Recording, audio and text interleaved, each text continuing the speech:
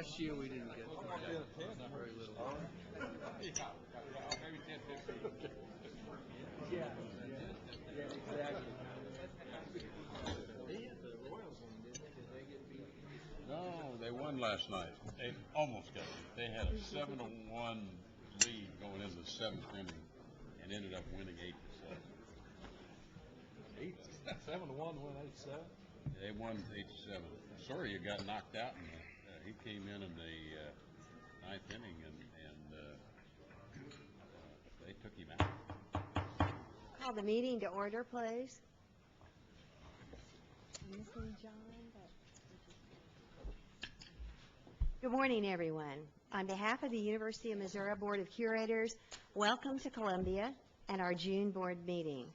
Before I begin my remarks, I would be remiss if I didn't once again congratulate the many outstanding faculty members and students honored last night as part of our annual University of Missouri System Award Banquet.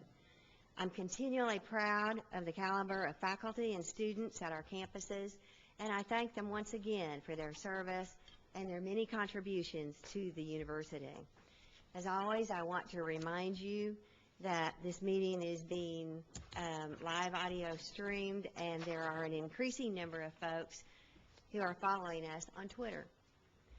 For the last several meetings, I have spoken with passion about the university's e-learning initiative, both as someone who personally benefited from distance learning and as someone who appreciates how technology is revolutionizing traditional education.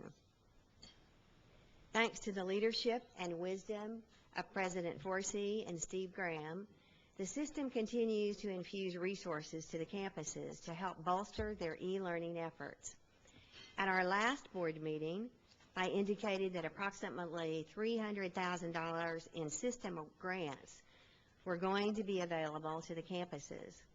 Well, due to the overwhelming demand, that number has increased to nearly $500,000. In all, 124 new online courses will be developed as a result. We're thrilled to see the campuses being so engaged. Perhaps no one knows better the benefits these new courses will have than two faculty members who are ambassadors for e-learning. I've asked them to join me this morning so they can share with you their own thoughts about the growing importance of online education.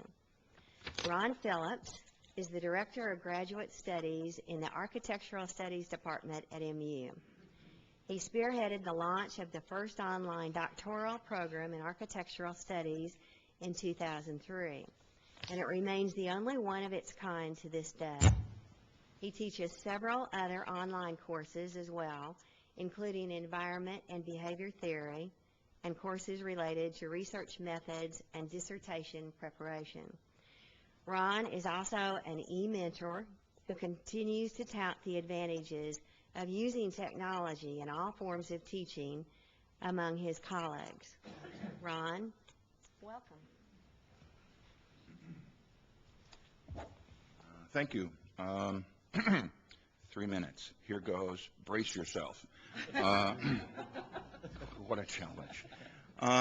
We had an unbelievable opportunity. We've been doing a lot of the e-learning stuff on our own as faculty members, and that aloneness has not been a deterrent. We now have a partner, and we relish the opportunity to work with a partner, because with partners, synergy is possible. The money that and the moral support that was infused into the e-learning workshop resources involved campus-based instructional designers and e-mentors, people like myself who have experience in this regard. We shared our expertise and we shared our experiences. If nothing else came out of that whole enterprise, that was energizing. That said we are no longer alone. We now are talking to each other on all 4 campuses, and the excitement for faculty members particularly is palpable. The University of Missouri System's e-learning initiative is helping jumpstart this effort. We appreciate this moral and financial support tremendously.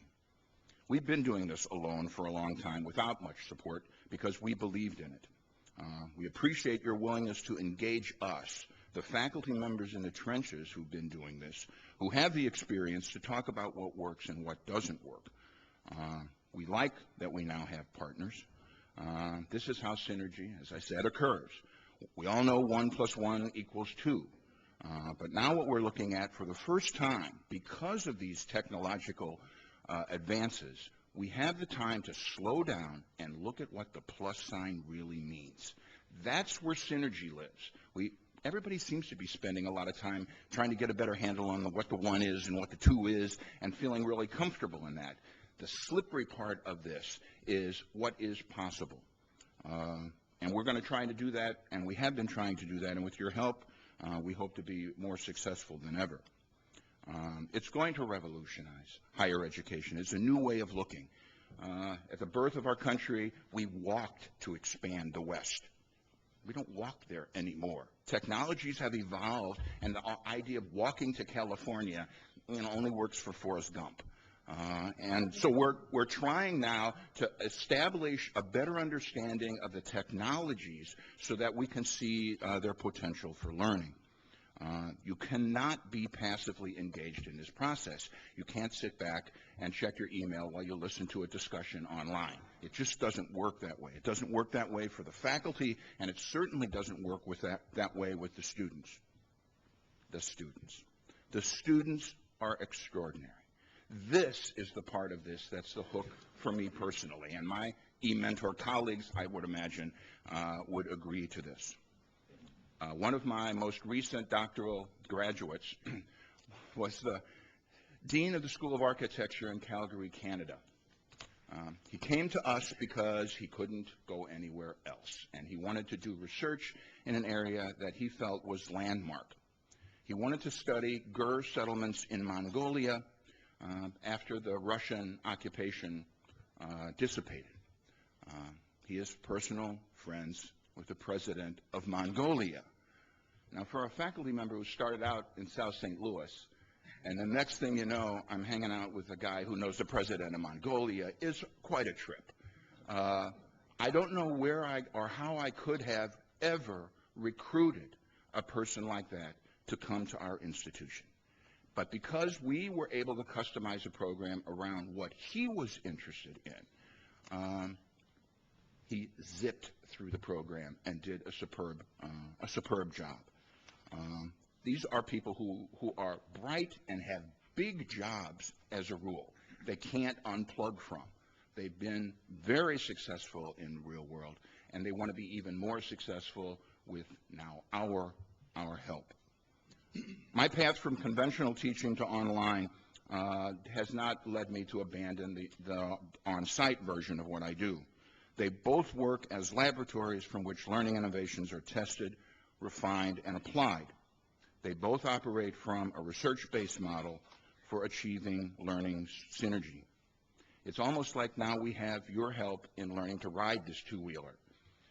As any good parent would know, where the kid goes on the bike is up to them.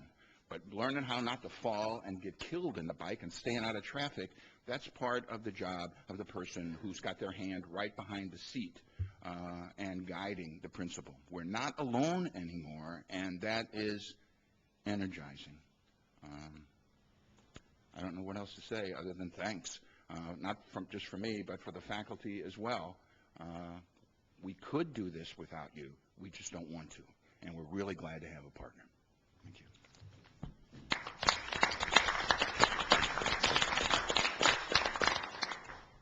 Next, I'd like to introduce Jennifer Friend, an assistant professor in urban and policy studies and education at UMKC. Prior to joining the faculty, she served for 9 years as a middle school administrator in Kansas. Jennifer is one of the 120 faculty members who applied for and received grant funding from the UM system. She will lead the development of 11 courses that will comprise a field-based online educational specialist degree in district-level educational administration at the campus. Jennifer, welcome. Thank you for the opportunity to be here to share some of the expansion that we're doing with online learning at UMKC in the School of Education. My experience to date, as Ron had said, has been kind of solo and self-taught. I've been doing hybrid classes, such as school finance, where we may meet in person for 1 week, and then on an off week, perhaps I've gone out to a charter school and created a videotape, and then I put that video into a podcast with a lecture, with online activities. And so this experience has been positive, and I've gotten very positive feedback from the students as well. When we had the opportunity to submit an e-learning grant proposal, we chose this program because in the state of Missouri, we have many busy professionals who have graduate degrees and who work as school-level leaders, and it's difficult for them to find the time in the evening to come to class 1 or 2 nights a week. And so we chose the district-level administration program to work with as a pilot program. We were awarded this grant to redesign courses, and we are referring to this as a field-based online program. It's supported in research that the more field experiences you can build into this preparation program, the more successful your candidates will be after graduation. And so this is something, as we redesign each course, we are working with our instructional technologist. So we have the technology expertise now. She offered a 3-week online course where we could become certified as online instructors, and it was an amazing experience to be a student in a 100% online course for the first time and to get that perspective to apply to our design of the classes. I also attended the conference in Columbia last week for the e-learning and enjoyed networking with people from all 4 campus sites, very different disciplines, and also School of Education and some of the other in the UM and St. Louis campuses. This had immediate applications because this summer I'm teaching my first 100% online course at School Law. And the conference ended Thursday. Friday I went back and I revamped some things on the website, and by Monday I already had positive feedback from students who were sending me emails that they liked the innovations, they liked the changes, they saw a positive difference just from that 2-day conference. So we're looking forward to expanding our online course offerings. We've already doubled the number of applicants for this program for fall based on this time last year. I was talking with the principal of Nevada High School yesterday, who is one of our new applicants. He has accepted a position as a principal and superintendent in a rural district in Missouri, and he needs the degree and he needs the experience to go with this new professional role. He was telling me he went through a cohort program for his master's degree, and during the time he was in class, he never saw his family because he was either at work or in class. And so this was the perfect opportunity for him to be able to get the degree and the skills that he needs. So thanks to this UM System e-learning grant, he will be able to get his degree and see his family and meet his professional obligations. So thank you very much.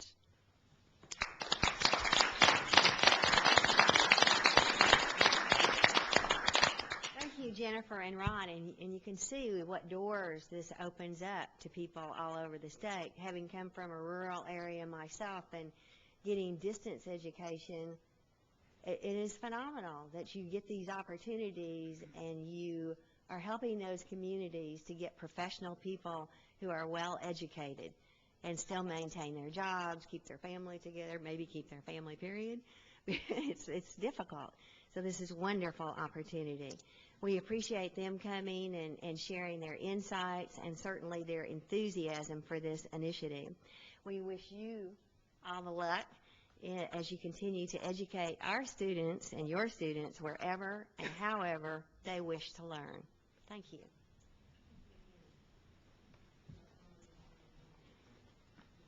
I hope next time that we can, Steve, actually show some of the things that maybe that they're doing on some of these classes so people can appreciate that aspect even more. As you notice, a lot of our curators are on computers here today, so they'll appreciate that as well. And I'll turn the podium over to President Forsett.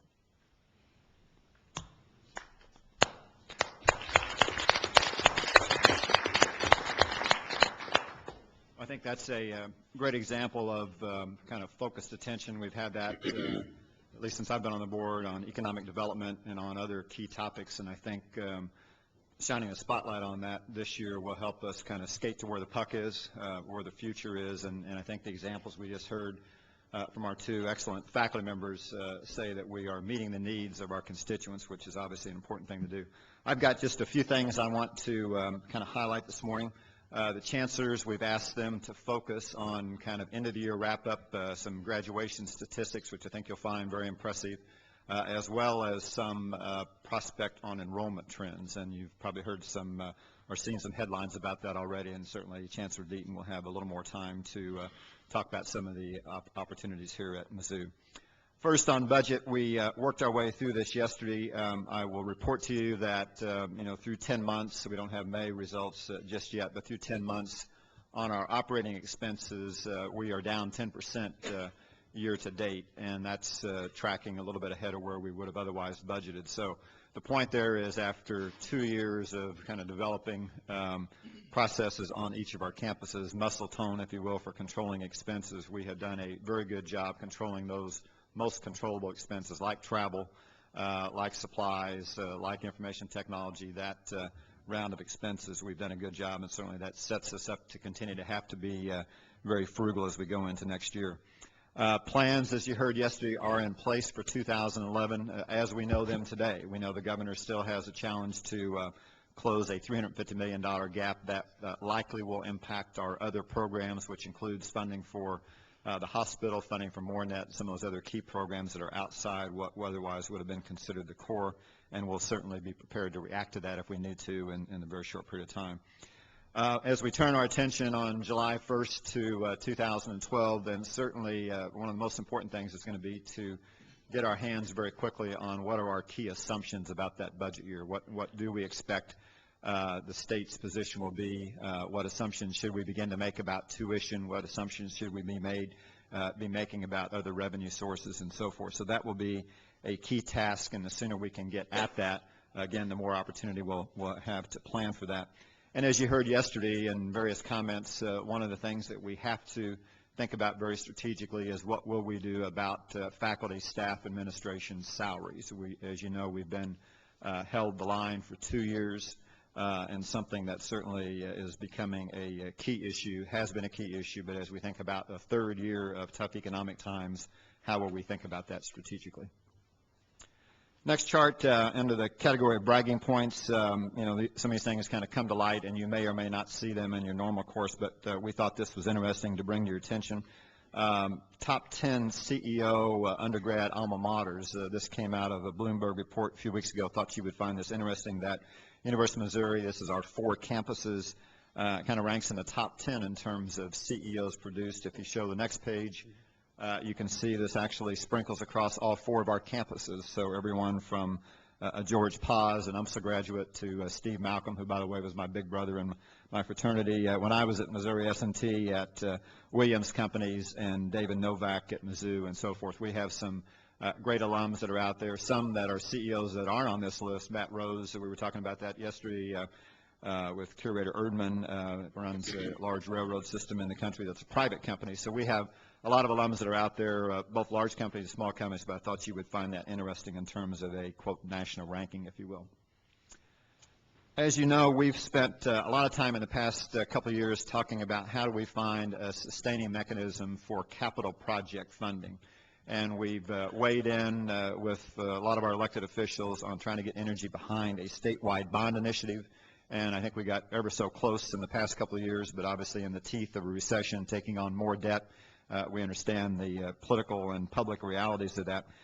But we also, had to reach some point where we couldn't just rely on that as a single source. So we thought, as you know, that why not gather those that are most interested, which would typically be our campus communities, and gather all those that would have perhaps a vested interest. So we had the first of those capital forums here in Columbia. It probably took us a little longer to get that organized than I might have expected, but I think as a result of a better organization, we probably had a better meeting as a result of that. So we had quite a gathering. This included, obviously, the campus leadership, Brady and his team. It included those from around the state that are really experts in financing and different tax arrangements. That included Mike Lousy of Thompson and Coburn from St. Louis, and David Queen of Gilmore and Bell from Kansas City, who served as advisors on their nickel to come in and talk to us about different ideas. So the point was, we reviewed in some detail all of the capital needs that would be represented on this campus to that group of, again, interested parties, city officials, state officials, and so forth. and then kind of brainstormed, are there projects that might lend themselves to community university partnership? Are there projects where the university may be willing to share a building project where heretofore we may have thought that only an academic purpose could be in that building? So it was a brainstorming session. We came out of there, I think, with some follow-on action items that this community and this campus will take on. Those meetings are occurring as we speak to explore a range of opportunities that, again, Mike Lousy and David Queen helped set up cooperation with local government entities, private-public joint projects, joint ventures, if you will, possible local special taxing district, opportunity for state legislation issuing of bonds, state economic incentives, and donor involvement. So we had a range of things that we were able to sink our teeth into a bit and kind of chalked those against some of the projects and came out, I think, again, with a good starting point. And, you know, it remains to be seen whether we can find a project or two to take on that would be different than just the expectation that you saw yesterday of kind of doing it the old-fashioned way, which is state financing or university financing where there's been a traditional revenue stream. So stay tuned. I would hope, you know, by the end of the year, perhaps we would have a project or two that would be in the different category. Obviously, to the discussion yesterday, you know, Curator Good, that I think you brought up, you know, how we will look at that as a board, and will we be willing to step out a bit and do something differently than we've traditionally done. That may be a test that we have to come back and have some discussion about, but certainly we'll give you advance notice and plenty of opportunity to dig into that with us. Next chart, as we came into this year, I just want to remind you, because at our last General Officers meeting, we did have a brief update on where we are with some additional initiatives this year that we thought would begin to have us front and center as it relates to some of the education-specific paradigms that have been occurring nationally. So we talk a lot about, you know, cost in terms of things that we can do efficiently, including what you just heard on e-learning. But beyond that, then there are some significant national discussions about cost of higher education, and certainly some things that we're looking at. So you heard just now about e-learning, and that's been something that I asked Mizzou and the system office to put some additional emphasis on. Degree completion strategies, something that's very important. There are thousands of Missourians, and we've kind of scaled this, that have more than 80 hours of college credit but didn't get that degree. Thousands of Missourians that have more than 100 hours of college credit but didn't get that degree. So what can Mizzou and all of our 4 campuses do to bring them back to finish that off? And we're certainly seeing with increased enrollments and transfers, citizens in Missouri willing to come back and see that. Articulation, the P20, the pipeline, we know, and we've again shared that with you before, that we have a significant challenge in our state of high school graduation rates and college going rates, and certainly with David Russell and his new role at the department and working with DESE, we have to make progress on that college going rate, because we know the trends left unattended. We're going to have a workforce issue in this state, which leads into the next topic. Coupled with caring for Missourians, our ability to produce adequate healthcare professions, we have the same issue related to the STEM activities of science, technology, engineering, and math. So as we did a couple of years ago in caring for Missourians, and hopefully we'll find funding mechanisms to continue that, we now need to generate the same kind of energy and discussion around what we know will be shortages in those critical technical skill sets. And finally, 3-year degree completion cycles, a lot of discussion nationally about that. How do we do that without reducing the number of credit hours? How do we be more flexible for students? And I think you just heard a couple of examples about that with perhaps non-traditional students and what e-learning can do to that, but also those that are on site, how can we be more flexible, whether it's evening programs, year-round programs, and so forth. On the economic development front, there was a very important announcement, and again, around the state, you may have seen more or less about this. The IBM announcement made in Columbia was, you know, potentially one of those game changers. It will remain to be seen how that plays out over the years, but up to 1,000 jobs potentially created in Columbia, higher tech-oriented jobs, and the opportunity for our campus to be integrated with IBM for degree programs, for curriculum design to help that and other development activities. Again, a unique opportunity and something that Chancellor Deaton and his team are very involved in. We're very involved in helping land IBM here, and we'll be very involved in helping the success of that and the vision that will be created for that over time. Day before yesterday, we announced a new research park director from Springfield, Greg Williams, coming in, and I think with his experience both in managing resources, but importantly helping attract, helping develop resources. That's what we saw in Greg, and look forward to him coming in to help us take all of the development we have across the state to a different level. Finally, we announced earlier this year the Enterprise Investment Program, where we're going to put $5 million out there over 3 years. I want to report to you that we are nearing the completion of the design of that and how it will work. We had a review earlier this week about that, and I suspect by the end of the year we'll be out offering and asking for applications for some of those funds. And again, under the banner, just like you heard last night with the entrepreneurs, how do we help stand up and start up companies? How do we help create jobs? And that's what this is very specifically focused on. It's very, very tied to our researchers, very tied to jobs in Missouri. How do we help stand up companies and stand up jobs? So very excited about that. And obviously it's not going to help next year's situation in the state, but over the long term, certainly we think that will. Finally, shared services, just to report to you, we are well underway on the phase that we talked about at the April board meeting, the data gathering, which is an important step.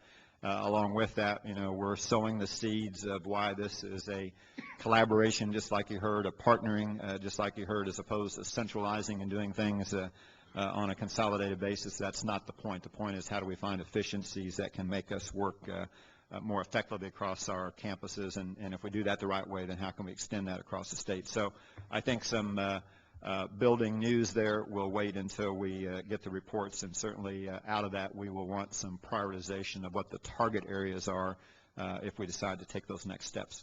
So that's my report this morning. Let me now ask the chancellors to come up if there's any questions for me before we do that. Ask the chancellors to come up, so we'll start with Jack, Tom, Leo, and Brady will be in the cleanup position. Thank you.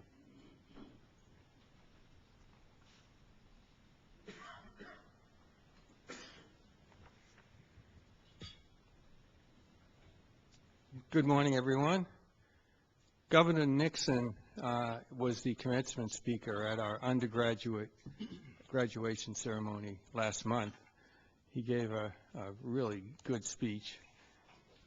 The guy in the yellow there, that's Provost Ray. He's obviously having a deep spiritual experience listening to the governor.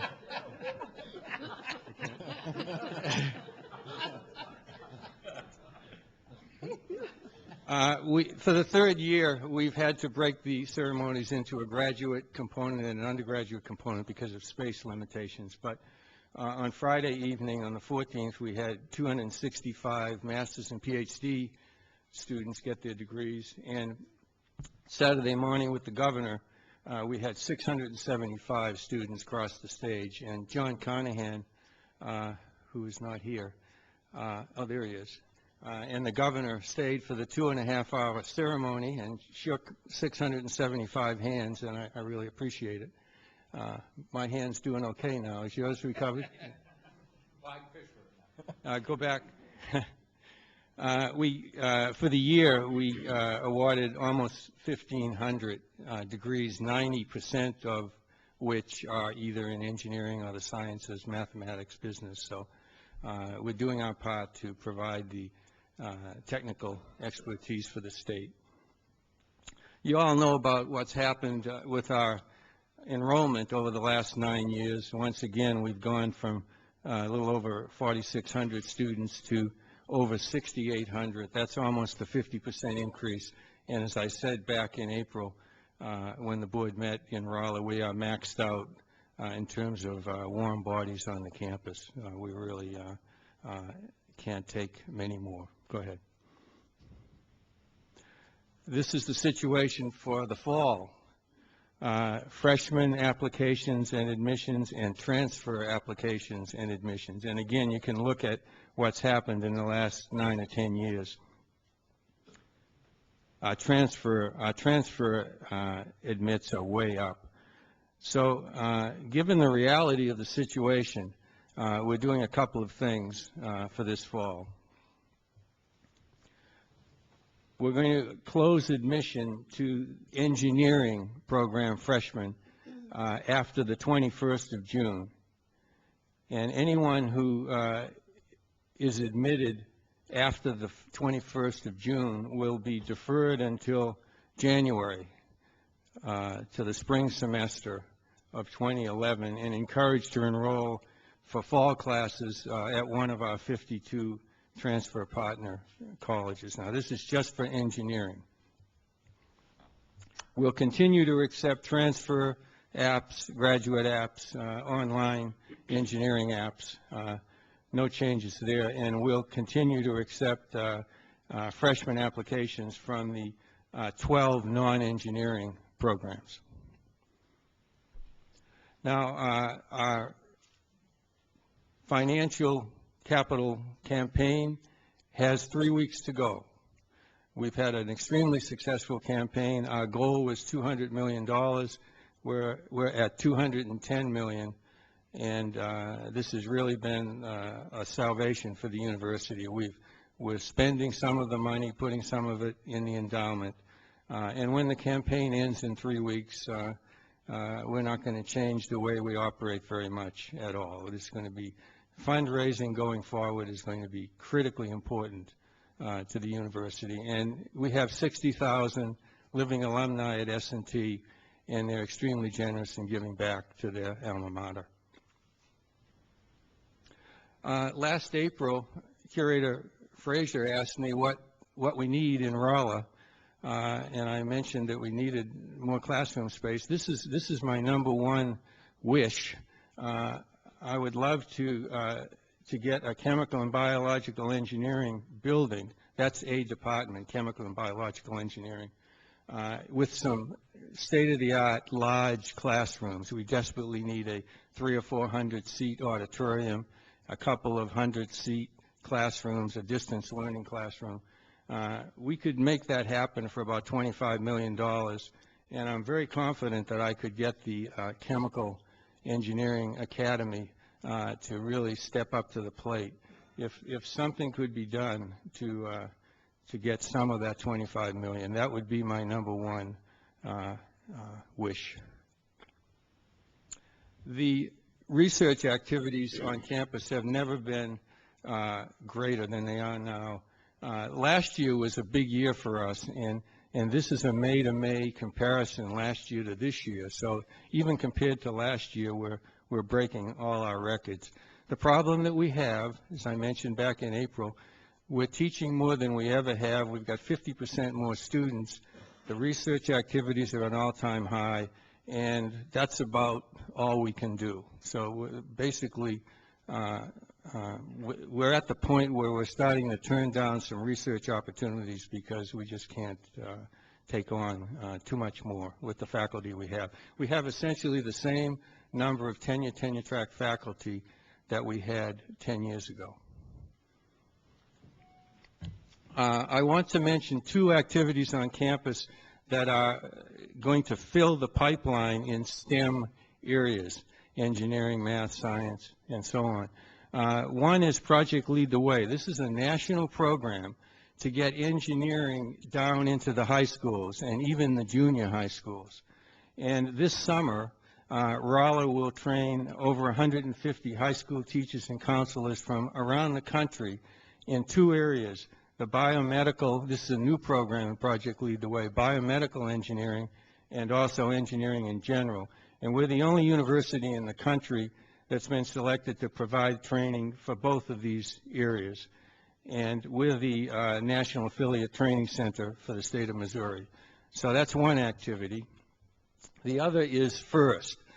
Some of you have heard of Dean Kamen. He's the inventor of the Segway, a very interesting character. I used to be provost at Worcester Polytechnic Institute, and Dean Kamen was a student there many years ago, never actually graduated. But he's been the prime mover behind this FIRST competition, and we're going to host the Missouri State Championship in the spring of 2011. This is going to bring high school students and professionals down to Rolla, and we expect to attract over 1,000 visitors to campus during this activity. And of course, we expect to capture a percentage of these high school students to come to Missouri S&T. Thank you very much.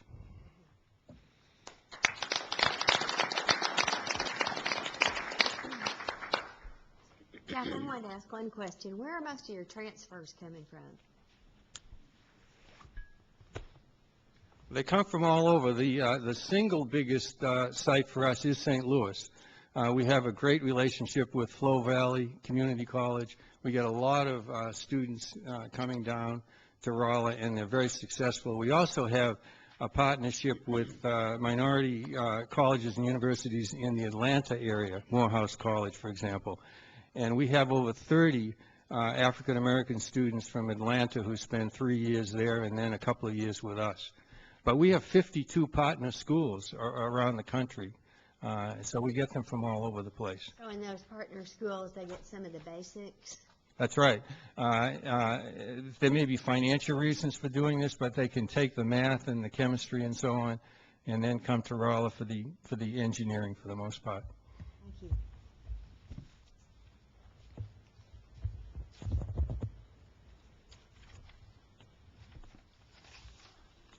Well, thank you for the opportunity to talk about what University of Missouri St. Louis is doing, and maybe I'll just stand over here and take a look at the slides. I'll go through some highlights, and I'll begin with our being recognized by the St. Louis Commerce Magazine. That's the magazine of the Regional Chamber and Growth Association, our Chamber of Commerce, and we were recognized as one of the top 50 award winners for contributions to social and economic advancement, and this includes industries, universities, nonprofits, and other entities.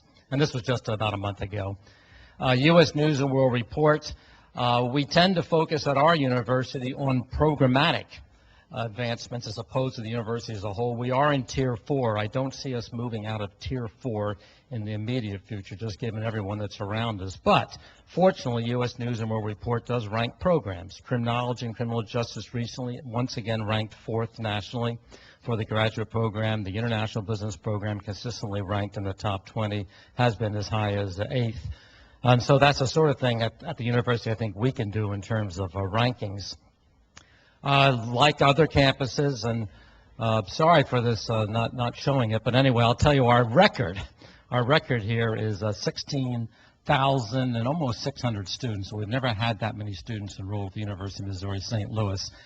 We have a 10% increase in first-time, full-time students, a 5% increase in transfer students, and we're trying to grow more, if you will, the traditional first-time, full-time student, the student that comes right out of high school, comes in as a freshman.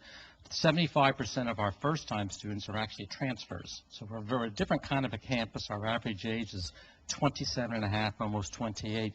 So we want to maintain that, at the same time build more in terms of the traditional student body. We do a great job in terms of minority enrollments. 31% of our students are listed as minorities. 20% of students are African Americans. More African American students are enrolled at our campus than anywhere in the state.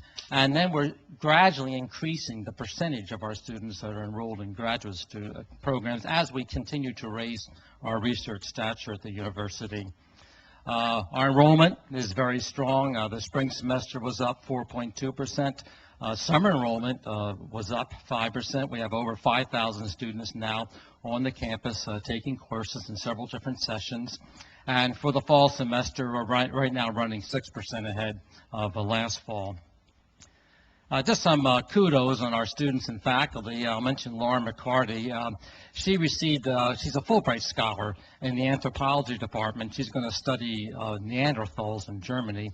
But what's particularly significant about this is that the anthropology department has had 4 students in a row in 4 years get Fulbrights. And I just want to acknowledge Donna Hart on the faculty, who was Laura's faculty sponsor. In terms of athletics, our students do extremely well in and out of the classroom. I don't have it on the slide here, but when you look at graduation rates for our athletes, it's something like in the high 60%. The rest of the student body, in terms of six-year graduation rates, are under 50%. Now, that's something we're trying to ratchet up, but there's something about that athletic experience that makes them graduate at a much better rate. Golf program is doing particularly well this past year. The women's golf, Shweta Galan, was named the GLVC Freshman of the Year. GLVC stands for the Great Lakes Valley Conference. We're Division II, don't get quite the same press that Division I or Division III get, but we're the best Division II conference in the nation, and it's very robust. It's 16 teams. It goes all the way from the west of this state all the way into Kentucky and Indiana. Goes up into Wisconsin, Illinois. Very great conference. So, and some, some of our curators, I know, Doug Russell, you've come to some of the games, basketball games. They're exciting games. And we have a new mascot. It's called the Triton, and it's the son of Neptune, and it goes out and dances on the floor in a funny way. It's just a lot of fun, a lot of excitement. And our women's golf coach, James Earl, he was named the Coach of the Year by the GLBC. And sorry, I don't have anything here. I just noticed this morning, but I can tell you what's in there. We've had a 33% increase in graduates over the last 10 years, and to sort of feed on the President's comment on time to degree. This past year, we have 3 sets of commencement ceremonies, August, May, and December, and this past year we graduated 3,200 students. We've never graduated 3,200 students before in a year, and just this last commencement ceremonies, and I believe Curator Washington was there for these. I shook about 1,650 hands, Jack, so I'm just basically a basket case. You know? When you shake those hands, your favorite handshake is a wimpy handshake. We're a very young university. And we're only 47 years old, and it's absolutely amazing to me, only 47 years old, and we've already getting close to 80,000 alums, and 60,000 of them are right in the region. The St. Louis Business Journal recently put out a list of, alums, in the region from universities, and you can see we're number 1. Mizzou is there as number 3, but just in terms of feeding the workforce of St. Louis, this is something that the University of Missouri St. Louis is noted for. That's what we do. Our alums tend to come from the region, and the bulk of them stay in the region. Sorry, this one didn't come out either, but over the last 10 years, we've had a 75% increase in our external grants and contracts. We hit a high of $35 million this past year, and again, our kudos to our faculty for all these proposals they're writing. And just mention a few examples. We've got a special strengths in our Department of Chemistry and Biochemistry and health-related sciences, and I'll just mention one. Keith Stein and Alexei Demchenko are looking at carbohydrates that are significant in diagnosing, treating diseases for cancer, autoimmune diseases, and so forth. Our College of Education just landed a $3.5 million grant from the National Science Foundation, and the purpose of this is to create science journalism curriculum for area teachers, and we're partnering with the Normandy School District and also the St. Louis Science Center in this. And I'll end with some comments on our campaign. It's a $100 million campaign, the smallest of all the campuses, but once again, we are the youngest. We were formed from scratch in 1963, never had a comprehensive campaign before, so we started this, launched the quiet phase in 2005. Last year, we did a public announcement. The president was there for that at our founders' dinner. And really, by all measures, it's doing as well as it could be doing. I've mentioned to the curators before about Express Scripts. The numbers I've put here are really minimum because it's quite a bit more now in that bottom category from the Express Scripts Foundation. And then we have other gifts that we're going to be announcing later this summer from corporations in St. Louis. I should mention also it's not just the giving. George Paz, who was the chair of our campaign, has been personally working to raise dollars for the campaign. $100 million, we're just about there. And it's 2 years ahead of time, so I don't know, we could call it quits. Not quits in terms of fundraising, but as Chancellor Carter is saying, we'll keep fundraising, or we could raise it like Mizzou did. And my guess is we'll probably raise that. We'll make that decision shortly. So that's it. All right. Easy to say. Thank you very much.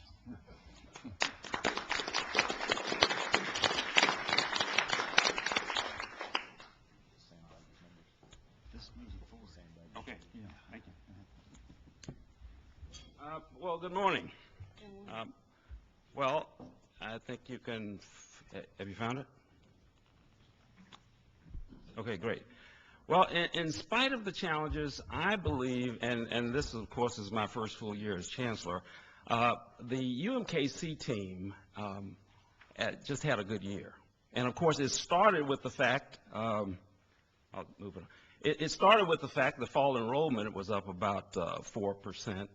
And, of course, ACT scores were also up slightly as well with that increase. And, of course, spring enrollment is up, and we're continuing to experience that with summer enrollment. Conferred over 3,000 degrees. I didn't break that down, but I think you know that UMKC has about 40% graduate and professional students, so about 40% of that number would be graduate and professional degrees that we conferred. The faculty continues to get national recognition, and I think you're probably most familiar with Bill Black, because I think you spoke with him when you were last on campus. At last count, he's had over 100 media appearances and quotations regarding the financial crisis. And of course, research productivity is up about 8%. That's being led by Dr. Ding in our School of Medicine. He focuses on genes that could lead to osteoporosis. And of course, Dr. Linda Bonewall is world-renowned. And in addition to leading in research, she has also stepped up to being to our request to step in as the Vice Chancellor for Research. So I believe our future in research looks good as a consequence. Next, as I look more broadly across the campus, we have two programs that are very high profile and really important to the region. One is regarding urban education, and of course, Kansas City has a number of issues there, and the other one is in entrepreneurship, and they are both getting very important national recognition, and that is very important not only for our campus but for the region as well. We continue to get recognized for our support of the community and our engagement there, and we've even been treated well by the media. So that's also encouraging. Our athletes, just as Tom mentioned, our athletes are winning both on the court in competition and in the classroom. They carry an average average GPA of 3.1, and in our case, they have a 4-year graduation rate of 88%, which is double the 6-year graduation rate for the rest of the campus. I think I understand that. It has something to do with the fact that athletes have no time to waste, right? And they're surrounded by a lot of support that's required by the NCAA. I wish we could do that for every student on the campus, quite frankly. And furthermore, there's a lot of excitement around the campus, especially around the construction. You know, we've had some new great additions in the residence halls and the like. But the new student union will come online this summer, and last weekend, the high-density storage and retrieval system, this robot that we're installing in the library, was a full front page in the Kansas City Star, top to bottom. So that's also a very exciting event. Our strategic plan, the provost is doing a great job working with the faculty and the community and putting our strategic plan and implementation plan together. And of course, that's all aligned with the accountability measures. The UMKC Foundation is off to a great start, a great board, and production is looking very good for this year. We've implemented a new budget model, and that will drive accountability throughout the organization and a focus on growth as well. But I'm really encouraged by the financial performance. As President Forsey said, we've all been performing well there. And in this case, they've exceeded expectation, and that's encouraging because a part of our improvement was led by the increase in enrollment, and enrollment, of course, is a key factor in going forward. What I put up here is a look at enrollment at UMKC, and of course, as I mentioned earlier, this past year has been a good year, looking at 2009 to 2010 academic year, and as I indicated, Not only has it improved in the spring, but the summer, we just started this week and we're up 5.5%. But as we look at admissions, we're up for first-time college students, 19%, and for undergrads, transfers about 14.5%. Last year was a record. This year looks like it's going to be just as good. Unlike Mizzou, we do not have seat deposits. So our typical yield from these numbers is about 40%. So given these numbers, we're getting a lot more comfortable predicting that we'll be up about 5% in the fall. And I also put up there the numbers regarding our metro rate. You know, this is for the original 4 counties in Kansas, but those numbers are also up. The fact that we have that rate, I think, will help us improve our yield from that population.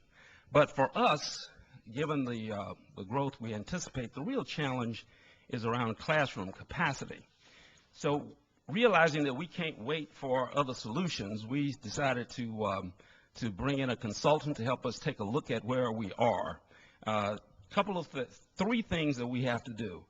Number one, we have to first assure that we get more classes centrally scheduled.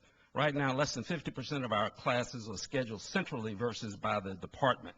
Getting more centralized scheduling will increase our utilization of those classrooms.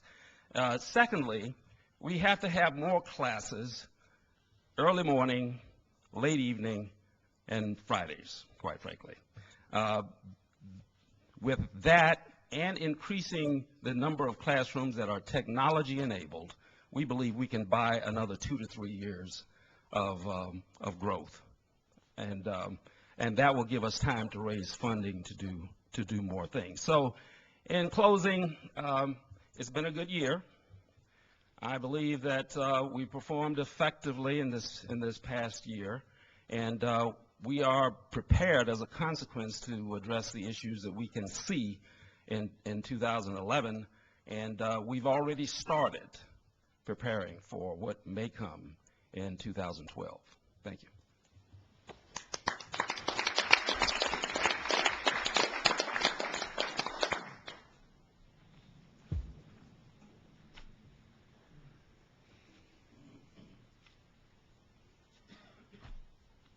Good morning, everyone. I extend my welcome to you to the campus as well. And let me take a moment here just at the beginning to introduce a new member of the Mizzou family, and that is our new Dean of Education, Dr. Daniel Clay, who's Associate Dean at Auburn, or was, and has now joined us as our new Dean of Education, a wonderful top-flight program in the nation. Dan, congratulations, and thanks for being with us today as well.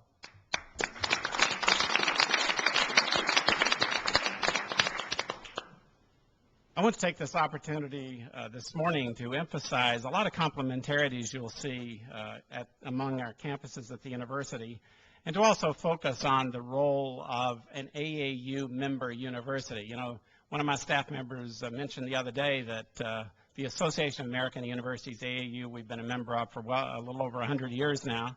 Our centennial was last year, has gotten more attention as we talked about conference alignments than it's had probably over the last 10 years and other discussion here.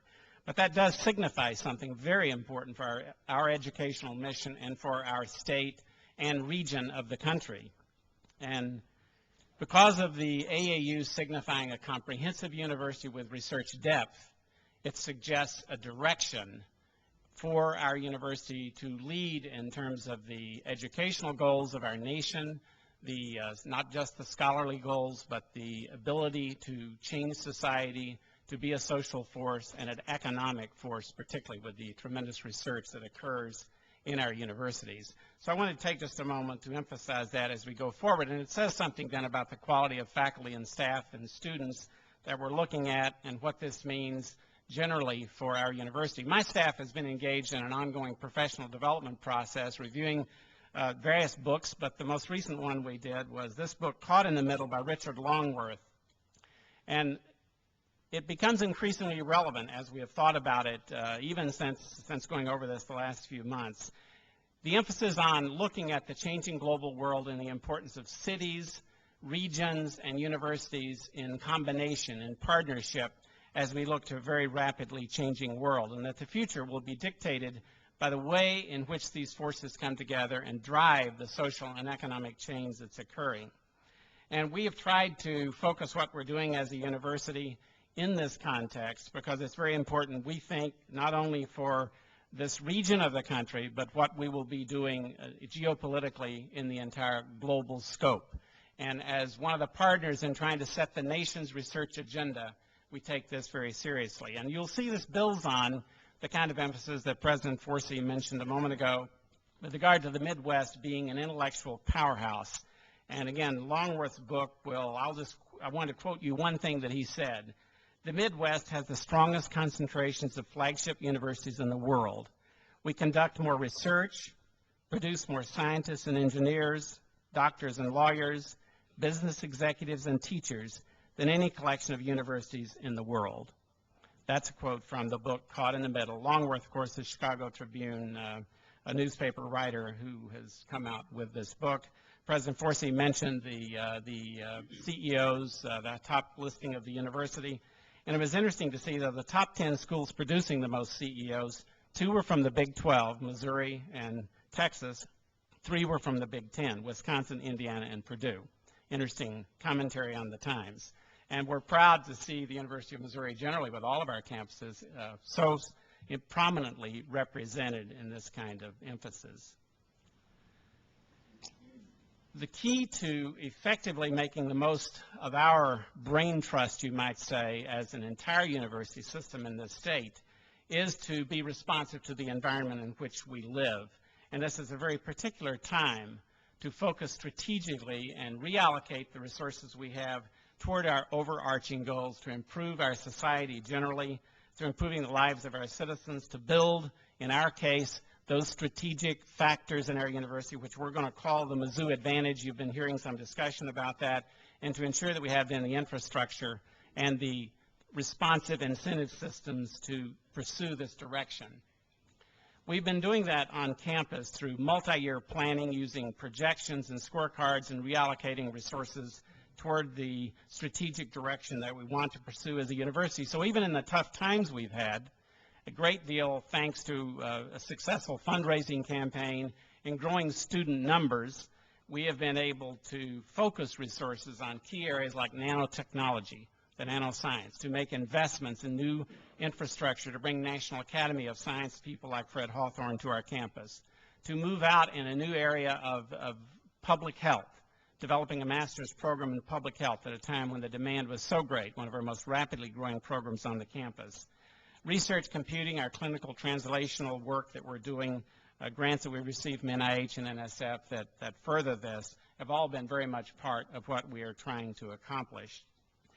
Our challenge, in fact, as we move forward, is not only to identify and reallocate the resources for these key Mizzou advantages that we've talked about, but also to provide the physical infrastructure. We have a Chancellor's staff retreat this next week that's going to take that on, and it alludes to what Leo Morton said a moment ago, Chancellor Morton, the progress that's evidenced by the construction. It may be trouble moving around the campus right now, but it really reflects some of the very strategic things that have been going on, and we're proud of that. As if you've watched any news of the university, you know that Provost Brian Foster has led a process academically over the last 3 years on this campus to identify very key areas that we are focused on in what we're doing in all aspects of the university. And he just a couple of weeks ago announced the appointment of key faculty facilitators in each of these regions. These represent a multidisciplinary approach to some of the most strategic things we can do as a university that cannot be done as effectively by even some of the largest, most comprehensive universities in our nation. And that's because of the unique set of resources we have. And we've mentioned those many times, having a School of Medicine combined with a College of Veterinary Medicine, with agriculture, with law, with engineering on one campus, with the nation's unique nuclear research reactor that can be used in so many ways, with very strong history of multidisciplinary work that generates things like the Dalton Cardiovascular Research Center and many, many other programs that you've heard us talk about for this campus. So I don't know if any of these facilitators are here this morning, but you can see the list here. from multiple disciplines leading those initiatives that we are focused on in the future. Food for the Future, Joe Britt Rankin will lead that. Charles Davis will lead the Media of the Future. Carolyn Henry, the One Health, One Medicine. Carrie Klein in engineering, leading the sustainable energy focus. And Karsten Strathhusen, leading the disruptive and transformational technologies, one of our professors in German and Russian studies. Or any of the facilitators, I suspect they're out facilitating rather than being here. We had not asked them to be here. But the work they're doing is really phenomenal, pulling together across the many divisions of this university, focusing on new direction, developing new research grants, developing new educational programs. And Luann Roth from our Department of English will be the educational coordinator across these disciplines. Some very exciting work underway that's leading to a great esprit de corps among our faculty, even as we address such a variety of resource issues on the campus. As we do that, we're focusing on working with these Mizzou Advantages to build the next fundraising campaign that we're looking to. It will be larger than the one before. We are not set yet on exactly how large it will be or the pace. It's going to depend on a lot of circumstances that we're still groping with. But as you can see, as listed here, we have a very concerted, analytically based approach to ensuring the success of a future campaign that will give us the increased financial flexibility to move forward as one of those prominent AAU universities of the nation. This past year, we had set a goal of raising another $100 million, for example, for this fiscal year. We're at $97 million right now. We fully expect to exceed that by the end of the month. And so we're working on that target. And we're working very hard in a strategic way with Vice Chancellor David Hausch and his staff on moving us into the next phase of this work. As we do that, we're focused on serving the economic initiatives that are underway throughout this region of the country. The most recent example of this perhaps was President Forsey mentioned a moment ago, the work of our collaboration with the city here to develop the IBM, or to attract the IBM industry here. We've designated Steve Wyatt, President Forsey. I haven't even had a chance to talk to you about this, but I appreciate your suggestion. And Steve Wyatt will be our liaison with IBM to ensure that we marshal our resources, our research, and our educational endeavors with a variety of other educational institutions, including community colleges, to address the needs of these kinds of knowledge-based industries that truly will be the juice to lead us into the future. Curator Warren Erdman joined us along with Chancellor Leo Morton recently as we had the initiation of the Mizzou Center in Blue Springs as part of strengthening that life science corridor that stretches across multiple states. When we had the summit, Leo, that you hosted, and we appreciated that partnership in Kansas City, we had university representatives from Nebraska, Iowa State, Kansas State, Washington University, St. Louis University, focused on this very, very special role that we as a knowledge industry can play, and in a very complementary way across our campuses to drive the economy of this region of the country. It's not, again, to just emphasize where I started, it's not just the state, it's not a city, it's truly a region. And that region is connected around the world, and I'll give another example of that in just a moment. As we have commercialized from the work we do in research, we have generated a total, I think, now of about $50 million in technology licensing revenue, for example, which, if you think about it, the payout from that means that there's about $1 billion in added value out there in the economy driven by the research that we have undertaken at the university. And one of the good examples of this is the work of Dr. Fu-Hung Hsieh. Some of you may have seen it recently featured in Time magazine, and I believe we have distributed some copies to the members of the curators on Dr. Hsieh's work. President Forsey and I had the good opportunity to go over and taste some of that recently, and even without a good glass of wine, it was really good.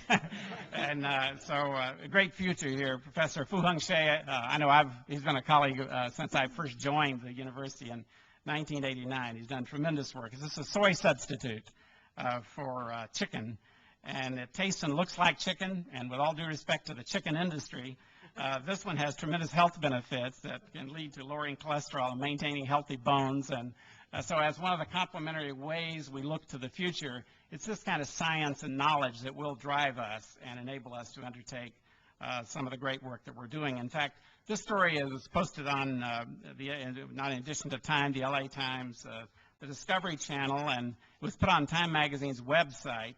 It was the most popular story at the time, and according to their website, it still remains one of the top 10 stories. So this is the kind of attention worldwide that we're very happy that some of our researchers who have labored long in the vineyard, and I emphasize this just to point out the power of our faculty, sustained long-term quality. President Forsey. Yeah, let me just emphasize, it looked like, it tasted like, it had the texture of chicken. We had barbecued soy chicken, we had chicken soy tacos. I mean, we had the entire gamut, and I'm can't wait to go buy some. And we're looking to move it along in a variety of ways, and it is a wonderful example. This, as many of you know, it is this kind of, we're talking about a Mizzou advantage of food for the future.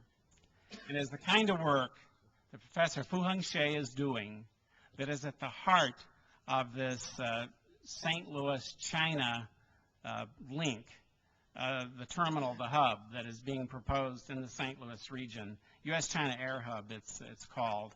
And many of you are aware of that, but it is an incredible example of planning that the state of Missouri and we have all been engaged in that will link what's happening in China in terms of the exports they provide to the United States and what the United States ships back to China through a hub link in the St. Louis region that's been discussed. And if that comes to fruition, it is truly a regional. It is not designed to be St. Louis or Missouri. It's designed to be that region that Richard Longworth's talking about. We're caught in the middle, thank goodness. That's why we can do better. That's why we can do the best and in an innovative way with the kind of frontier moves that we can take as a university. And this is just one little example of what certainly China and many other countries around the world are looking at. How to use science to feed the future population of the world.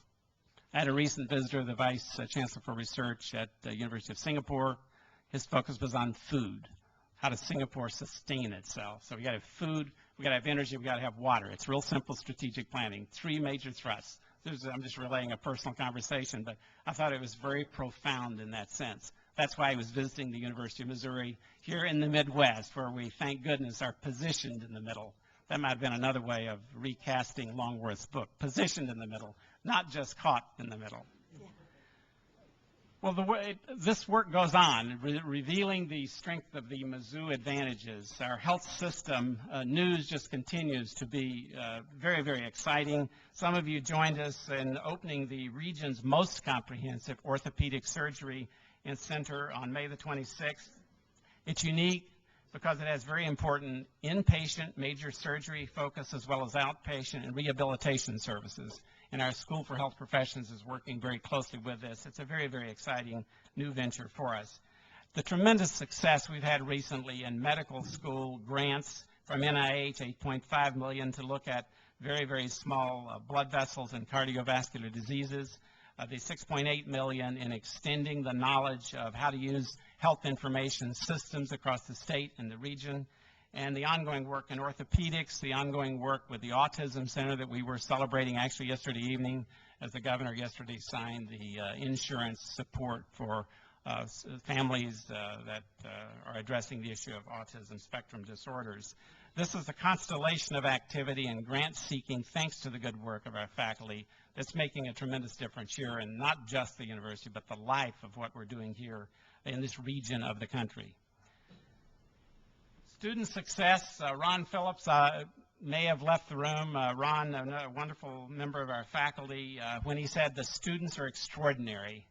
And that's truly a statement that you hear from our faculty across this campus at all times. And you saw a bit of it yesterday at lunch when you saw our music program and the wonderful voice of Molly Clodius, a national winner in opera just recently. And we could go on and on talking about our students in this way because they have won so many recent and continue to win national and international awards. One of our students, Alex Rozier, I don't know if Alex is in the room. I had a note from him. He said he was going to be here covering us, so he's probably outside waiting for us to exit. But Alex, are you in the room? Or tell him to come in and let me. I'll bring him in. Okay, let me just recognize him. And as he's coming, I'll just tell you, this individual won the YouTube Pulitzer Center competition. one of 5 grand prize winners in their national competition, actually international competition. He won a $10,000 grant to work with the Pulitzer Center on an international reporting project. A wonderful, innovative work led by our School of Journalism in so many ways, that media of the future that we talked about a moment ago. You can see some listing of other outstanding students here. Adam Rubenmeyer was among 100 students selected out of 3,300 to receive the Science, Math, and Research Award from the Department of Defense, and will be doing work with the Department of Defense after his graduation as part of a significant scholarship that he received. These kind of student awards are significant, and they represent just the very best of what our students are doing here at the university. We have student entrepreneurs. Chandra Cifuentes, an MBA student, and a mechanical engineering doctoral student, Brad Snow, won a $20,000, actually a total of $24,000 from different awards they won for their plan to commercialize a laparoscopic surgical instrument. And this was in the Rice University Business Plan Competition. I'm proud to say they've created a small business that is now a resident client of the Life Science Business Incubator here on our campus. So it's doing just tremendous work. Our athletic program has continued to garner national attention. The Tiger Gymnastics was one of 8 elite teams to qualify for the NCAA Women's Gymnastics Championship. And, of course, our softball team, some of you suffered through a bit of the sun to celebrate their win here in the Super Regionals in Columbia, and then they went on to compete at the national level as one of the final 8 teams in the nation. But of course did not win that competition. But nevertheless, representing tremendous growth and quality and breaking new school records and winning this year 51 wins, breaking last year's record of 50 wins. We've mentioned graduation exercises a number of times and the number of hands we have shaken, and just wanted to give you a bit of data here on the graduates here. One of the wonderful things about this, as all of you know who've participated in this, is the faces of those students as they come across, because you're really looking at the future. And you're looking at the aspirations that have been realized by the parents and friends and supporters of these students.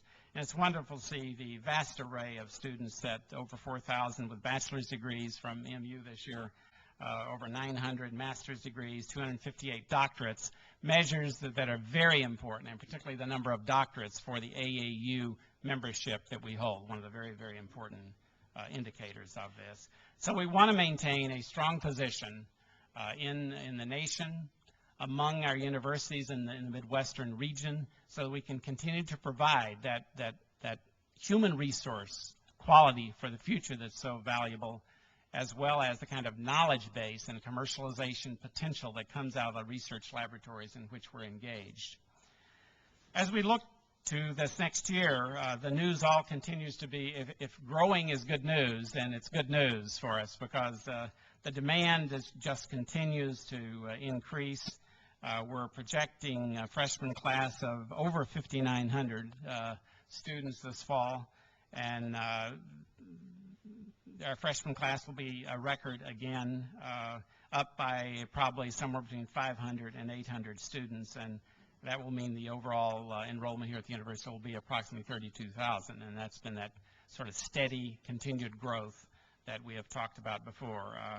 Substantial increases in underrepresented minority students and high-ability students in our graduate program, as well as undergraduates. And we have driven those numbers up by the very effective mentoring that has gone on in advising with faculty and staff here on our campus.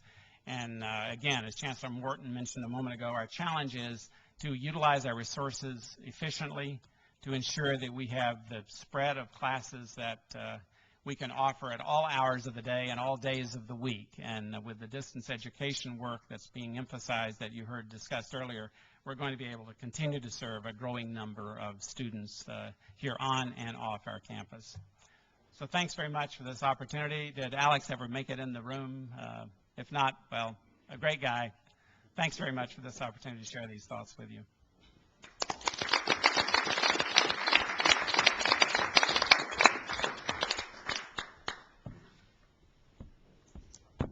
As we move forward, we'll go to our consent agenda.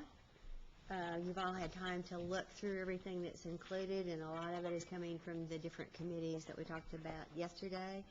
It is an action item. We do need a motion. Madam Chair, item 7 was tabled by the Finance Committee and needs to be removed from the consent agenda. I'll remove that 7, Kathy, on your record. Thank you for that. Any other thoughts? We have a motion. So moved. We have a second. Second. Any conversation? Call the roll, please.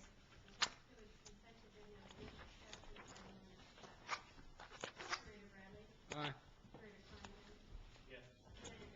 Yes. Yes. Yes. Aye. Yes. Yes. Yes. Okay, moving on to committee reports. The first one is Academic, Student, and External Affairs. Curator Frazier. Thank you, Madam Chair. We have no action items to present to the full board. So we do have some information items. We had a brief report from Steve Graham about the Caring for Missourians. Good news is that we are very much on track to fulfill the goals of adding graduates to the healthcare industry. There have been put in place students to 218 students will graduate across all the different health fields and across the 4 campuses. There will be 37 of these 218 positions are permanent. I guess the bad news is that the balance of that, 181, are of temporary nature unless we can find ways to fully fund those in the future. But anyway, the program is on target and moving ahead. But we do need to figure out a way to fund the majority of those positions in the future beyond where we are right now. We had a report from Steve Knorr on the government relations. Some successes this past year. To itemize a few of those, we passed legislation that will equalize the Access Missouri scholarships. I believe that starts in 2014. Legislation was passed that will clarify that the top 3% of the students for Bright Flight will be funded first, and then additional students will be funded as the funds are available. The spinal cord injury project, the funding, possible funding, has been increased from $50,000 to $250,000 a year. And also passed was language that will enhance and foster economic development partnerships with the university. And a number of bills were defeated or didn't make it to the finish line that the university had interest in. Steve Knorr pointed out that there are some threatening issues hanging out there. One being the budget, which gets a lot of attention. The legislature cut $450 million from the 2011 budget, and the governor is faced with the challenge of cutting another $350 million out of that budget as it stands right now. And I guess equally concerning, as Steve pointed out, that included in the budget for 2011 was $887 million in federal stabilization funds that will not be available for the 2012 budget. And what happens relative to that and how it affects the university is of considerable concern and something that needs to be watched as we go down the road. Steve also pointed out that there are significant changes in the players in legislature in Jefferson City. There will be 74 members of the General Assembly that will not return next year due to term limits. There are 17 members of the Senate and 112 members of the House that have 2 or fewer years of experience. Another challenge for us to make sure that those people understand the importance of this university in the state. Well, bottom line is, and I think we mentioned this yesterday, when it's all said and done, the university had a very successful year in Jefferson City. And so everyone that worked on that, Steve and the president and everyone that spent time in Jefferson City deserves some kudos for a job well done. I can remember, as most of you that were here in 2007 and 2008 on this board, we spent a great deal of time talking about how we can get our message across in Jefferson City. I mean, that was a constant item of discussion, and it seems like that we have made great headway in having the powers that be in Jefferson City understand the importance of the university. It feels like we have friends down there, and so kudos to everybody that has worked so hard to accomplish what we accomplished this past year. Relative to where we could have been, we had great success. So thank you for that effort.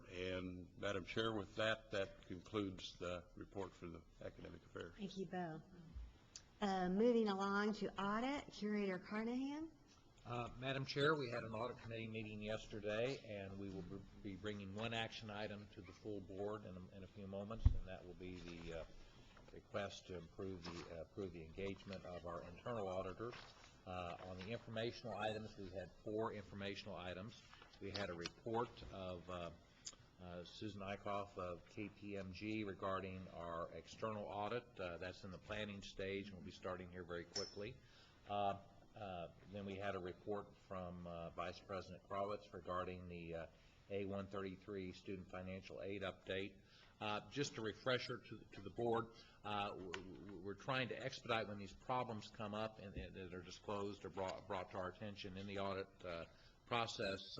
Sometimes it's unfortunate that they come so late in the process that we have a repeat, we have a 2-year cycle, and it takes us a little while to get those corrected. We're trying to work on a process where as soon as it's identified in the audit, we don't have to wait for the audit report, that they work with Nikki's office, and they start the correction process a little earlier, so we don't have this double year or extended period of time problem. That's one of the things that's occurring.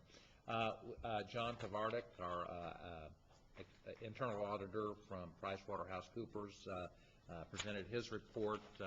Materials were distributed, I think, and are available for anyone regarding the status and items which they brought to the committee and the board's attention. We finally reviewed the audit committee matrix, and within your materials are as a suggested format of an audit committee information form regarding engagement letters. So as they're brought to the committee and the board's attention, you get a historical summary and just a summary of the term of the contract, where it's been, what the costs are, and when we get to the action item, you will find a summary that has been prepared showing where we have been with PricewaterhouseCoopers, what their current year fee is, and what the proposal is. Therefore, the action item was approved by the committee to bring to the board, and that is requesting the approval of the internal auditor engagement letter for next year. And the bid and the history of the process are in our materials. Okay, and hopefully everybody has that page in front of you. We've had a pretty good discussion yesterday. Is there a motion? So moved. Second. Moved and seconded. Any further conversation? If not, we'll call for the vote, please. Aye. Yes. Yes. Yes. Yes. Aye. Yes. Yes. Yes. Madam Chair, that would conclude the Audit Committee report. Thank you. Our next committee then is Compensation and Human Resources. Curator Erdman. Thank you, Madam Chairman. Continuing our effort to update and review the collected rules as they relate to personnel policies, we were presented with 4 amendments to the collected rules involving administrative leave, performance management, certain hourly employee practices, and retirement, disability, and death benefit practices. Those were approved by the committee, recommended to the full board, and adopted moments ago in the consent agenda. We had no information items to report, and that will conclude my report. Thank you. Okay, to the big one. Won't be quite as lengthy as normal. We did have 3 information items yesterday. John Miller, our treasurer, reported on our Davison Investments update. We also had the 2012 appropriation request for capital appropriation request as well as for operations. We will be having a meeting in July. It'll be a teleconference meeting in which we'll actually be acting on that. This was the preliminary request, and I think that is July 24th, I believe, and that will be the major purpose of that meeting. We had 4 action items that we need to act on now. The first of which is the fiscal year 2011 operating budget. The committee voted and is recommending to the board for adoption the development of the 2010-2011 current funds budget based on the assumptions that were presented in the materials. I think all the board members were present for the discussion, and the Finance Committee approved, and I so move. Is there a second? Second. There's a motion and a second on the floor. Any conversation? If not, we call for the vote. Aye. Yes. Yes. Yes. Aye. Yes. Yes. Yes. The next 2 action items deal with the hiring of investment managers. The first is for private equity investment managers. The Finance Committee is recommending to the board 4 partnerships: J.F. Lehman Equity Investors Fund 3, Sheridan Production Partners Fund 2, Vestar Capital Partners Fund 6, and Newberry Equity Partners 2. All 4 of these are being recommended, were recommended to the Finance Committee, and we're recommending to the board for a total investment, private equity investment of $60 million. This will be a slight change from the action item that's in your book, but not to exceed $20 million in total for any one fund. The Finance Committee discussed. I think all members of the board were present, and I so move its adoption. Is there a second? It's been moved and seconded. Any conversation? Questions? Thoughts? If not, we call for the roll. Aye. Yes. Yes. Yes. Yes. Yes. Yes. Yes. Thank you. And the next is the real estate investment managers, and the Finance Committee is recommending 2 to the board: Angelo Gordon Core Plus Reality Fund 3 and Blackstone Real Estate Special Situations Fund 2. Again, the recommendation is that the that it will not exceed $20 million in total for each fund, and the Finance Committee recommends, and I so move. Is there a second? Second. Moved and seconded. Any conversation? If not, we call for the vote. Curator Bradley? Aye. Curator Farnsworth? Yes. Curator Downing? Yes. Curator Urban? Yes. Curator Frazier? Yes. Curator Good? Aye. Curator Patrick? Yes. Curator Russell? Yes. Curator Washington? Yes. The next action item is the renaming of the Computer Center building at University of Missouri St. Louis. The campus has requested this change. We discussed it yesterday. It is recognition of the relationship that the university has with Express Scripts, and the committee discussed yesterday, and I so move its adoption. Second. It's been moved and seconded. Let's call for the vote. Aye. Yes. Yes. Yes. Yes. Yes. Aye. Yes. Yes. Yes. The action item dealing with the collected rules and regulations with respect to student fees was included in the consent agenda. So, and then the one dealing with capital projects was deferred, and so that concludes my report. Thank you very much. Okay, our last committee meeting, governance, Curator Frazier. Madam Chair, we had one action item, and that was to approve an update of the collected rules and the bylaws that had been presented to us previously by General Counsel. That was approved and referred to the consent agenda, which was approved earlier. So that's the extent of the report from the Governance Committee. Okay, thank you.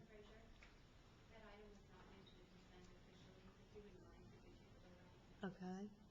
It So we was do not, need, it did not get included? did not. Okay, well, it should have been. So moved. That's right. Second. Motion and second. If we call for the vote, please. Now, we're voting on the bylaws as we approve them out of committee. The amended bylaws as approved by committee. Curator Bradley? Aye. Curator Farnsworth? Yes. Curator Downing? Yes. Curator Urban? Yes. Curator Frazier? Yes. Curator Good? Aye. Curator Patrick? Yes. Curator Russell? Yes. Curator Washington? Yes. Thank you. That's voting. Now that completes the report of the Thank you very much. We've moved very quickly through all of this today, haven't we? We would now go to the good and welfare of the university. If you would go in your books there, you can see that you have information about our upcoming teleconference or telepresence, however we're going to do that, on July the 23rd.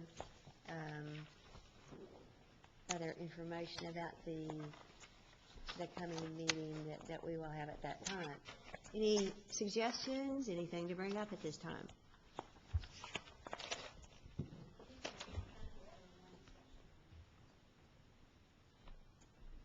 And Doug and I are going to be where?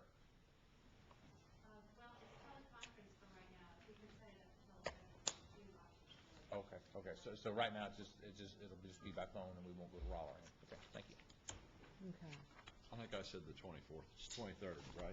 Okay. Okay, if there's nothing else to come in front of the board, I'd ask for adjournment. So moved? Second. You don't have a second? Second. Call for the vote, please. Yes. Yes. You got it. Yes. Yes. Down, hold up, Ken. That's all. Shut this down, hold up. But you want Are we going into closed session? Yeah. Yes. Yes. Do we need to do anything, Steve? The board will stay in here for the executive session. We'll need Nikki and a few others to stay as we work through the executive session agenda. Curator Haggard and I will step out and do the brief media discussion on items that were discussed in the public session. So the board will stay in here. We'll need to clear the rest of the room. And thank you to everybody.